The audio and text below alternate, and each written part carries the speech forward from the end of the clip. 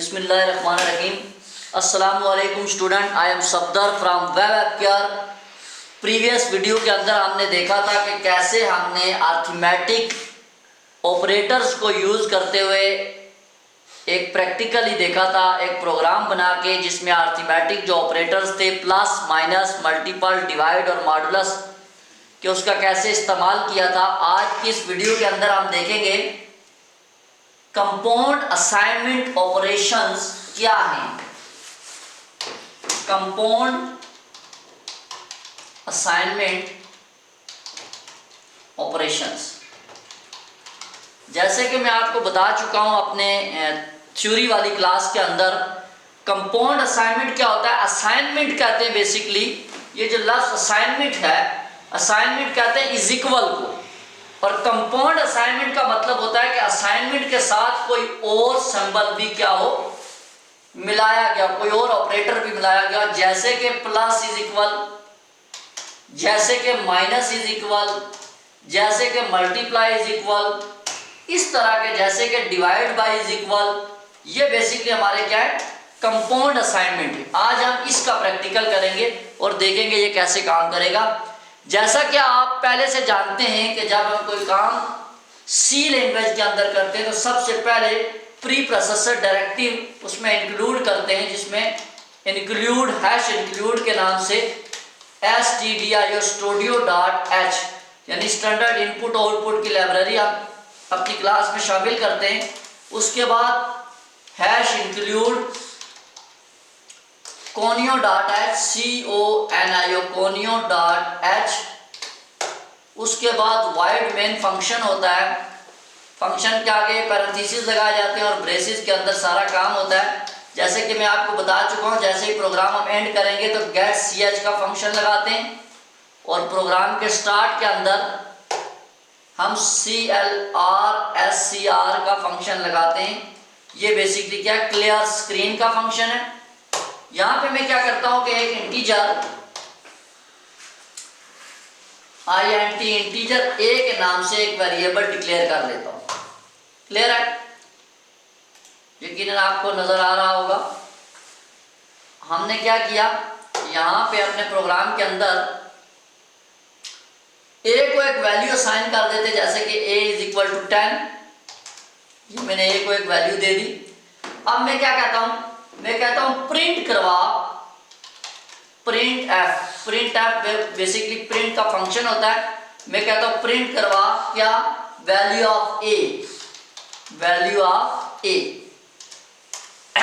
ए basically क्या है, एक वेरिएबल है जो कि इंटीजर है। तो इंटीजर के लिए हम क्या लगाते हैं, परसेंट डी का साइन लगाया, कामे के साथ सेपरेट किया और हमने ए लिख दिया कि प्रिंट करवा क्या, वैल्यू ऑफ ए, ए की वैल्यू प्रिंट करवा। ए के आगे हम इस तरह कॉलन लगा देते ताकि आपको नजर आए।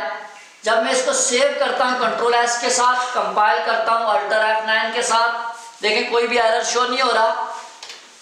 अगर मैं इसको रन करता हूं कंट्रोल F9 के साथ तो कह रहा है value of a is equal to 10।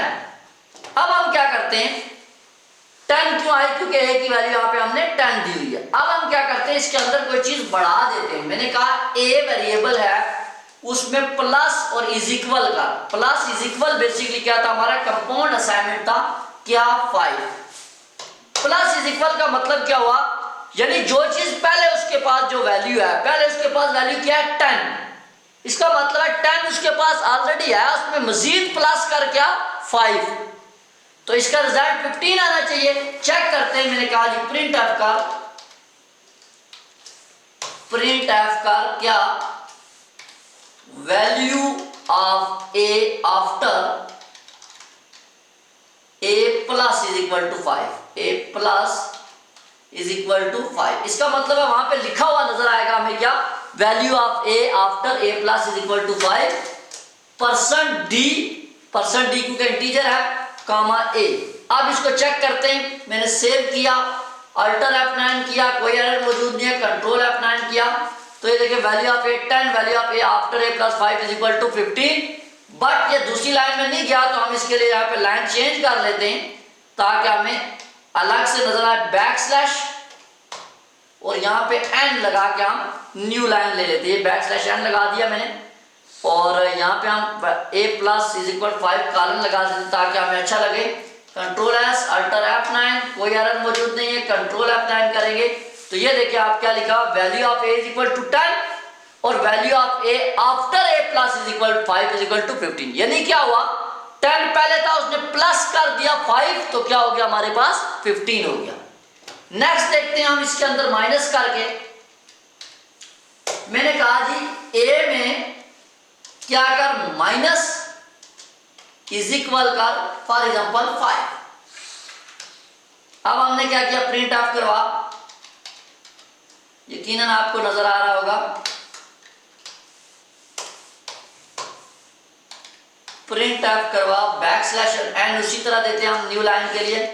मैंने कहा value of a after a minus 5 minus is equal to 5 colon percent d हमने लगा दिया और यहाँ कामा के साथ हमने a सेपरेट कर दिया। मैंने इसको सेव किया, अल्टर F9, कोई एरर मौजूद नहीं है, कंट्रोल F9, रिजल्ट देख रहे, देखें value of a after a plus 5 is equal to 15। अब इसका मतलब है इसके पास क्या था, हमारे पास 15 था, तो 15 में से माइनस 5 किया तो क्या हो गया हमारे पास 10 हो गया। ये हमने देखा बेसिकली प्लस और माइनस का। अगर हम मल्टीप्लाई करें तो हम कैसे करेंगे, मैंने क्या किया, इसको मल्टीप्लाई करके देख लेते हैं। मैंने कहा a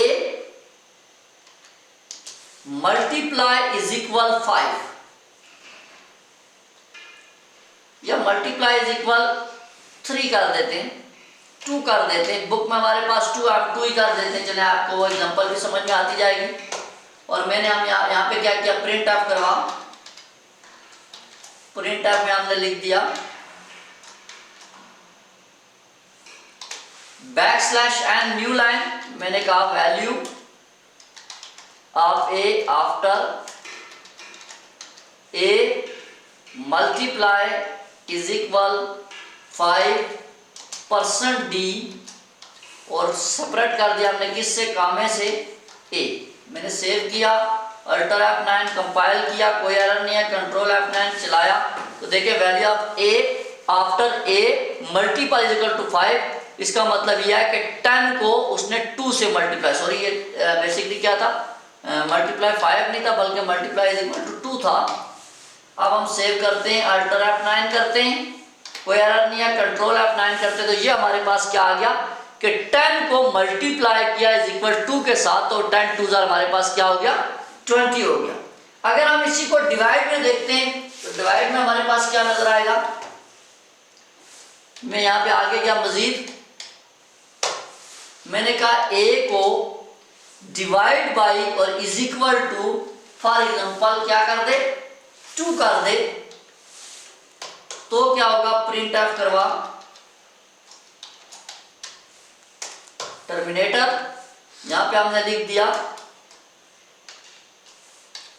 back slash and new line value of a after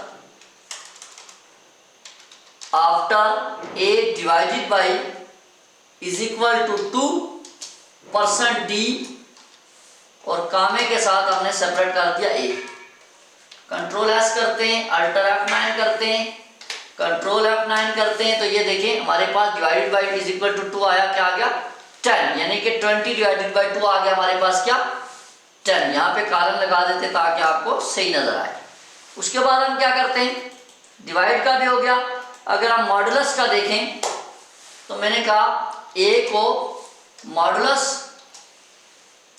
is equal to 2 और यहां पे हम प्रिंट करवाते हैं,